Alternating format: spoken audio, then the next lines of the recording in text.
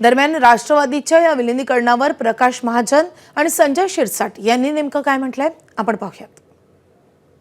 जयंत पाटील एनडीएच्या सरकारमध्ये सामील होतील आणि हो, मला आत्ताच एक माझ्या दिल्लीच्या मित्रांना बातमी सांगितली काही तर गोड बातम्या येणार आहेत। बघू आपण, मी वाट पाहतो। स्वागत करत आहोत। कुणाचं एनडीए जे येतील त्याचं स्वागतच करून आम्ही, नाही करायला काय झालं। आता राष्ट्रवादीने काय करावं हा राष्ट्रवादीचा प्रश्न आहे आणि मला तरी असं वाटतंय की दोघं राष्ट्रवादी हे वरती केंद्रात किंवा राज्यात देवाभाऊ किंवा शिंदे साहेबांच्या संपर्कामध्ये आहे। त्यामुळे एनडीए मध्ये ते सामील होतील हे चित्र स्पष्ट झालेलं आहे। पण एकीकरणाचा विषय आता त्यांच्या दोघांच्या अवलंबून असल्यामुळे ते दोघं जण निर्णय घेतील। शरद पवार साहेब आता एनडीए बरोबर चर्चा करतात असं ऐकलंय।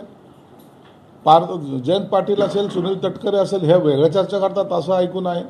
म्हणून या चर्चेचा जो काही सारांश आहे किंवा याच्यातून जे काही निघणार आहे ते काही 2-4-8 दिवसामध्ये मला वाटतं बाहेर यायला काही हरकत नाही। मी केलेले सर्व भाकितं आतापर्यंत खरे ठरलेले आहेत आणि म्हणून एक 8 दिवस थांबा, या भाकिताचा सुद्धा तुम्हाला एक अंदाज येईल। एबीपी माझा, उघडा डोळे बघा नीट।